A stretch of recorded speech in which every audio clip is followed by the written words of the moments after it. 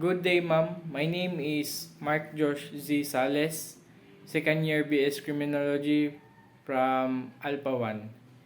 Og karon mag-discuss ko og tulo ka topic nga gikan sa prelim, midterm og semifinals. First sa prelim, ang akong topic nga i-discuss is causes of crime. So, ang causes of crime may be environmental, hereditary, or psychological. Nganong environmental man siya? Environmental because it depends on your environment sa imong palibot that you interact with. If you are surrounded by criminals, then you can be influenced sab nga mahimong criminals. And hereditary siya because being criminal can be caused by autosomal dominant or autosomal recessive or because of your parents' genes. Kumbaga, ang genes sa imong mamagpapa nakopya nimo or genes sa imong mama lang or sa imong papa nakopya nimo.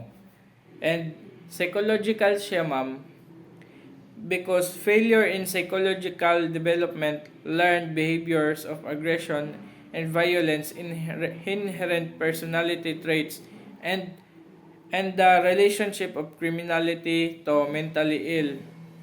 Na psychological siya, ma'am, kay pwede siya nga na-trauma siya, tungod sa iyang trauma, mahadlok siya maingat to otro, so maong mabuhat niya ang crime. And my second topic is classical theory. And kaning classical theory ni coverage ni siya sa midterm. Classical theory, this theory posits that human behavior is rational and assumes that the people have the ability to choose from the right and wrong. This theory expresses that the human did not act according to God's will or under the influence of any supernatural power but acted in their own free will.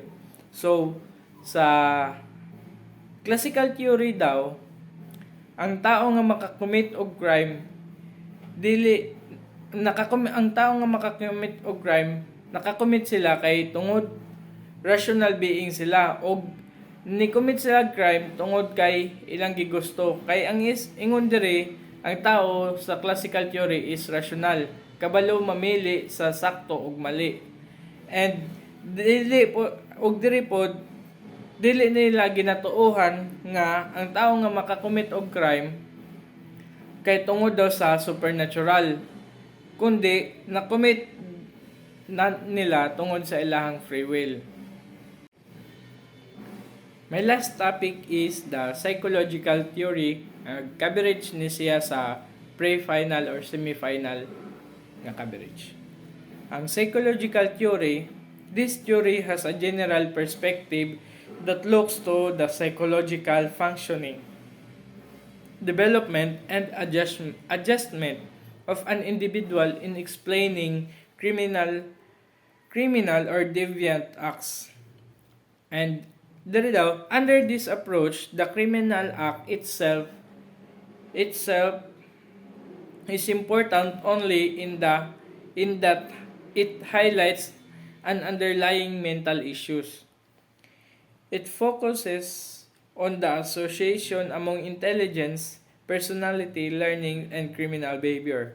And there is a psychological theory. It further explains that criminal behavior in part as factors affecting individuals such as negative childhood experience or incomplete cognitive development.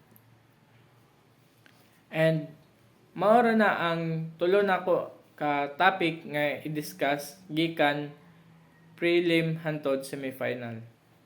Thank you, ma'am.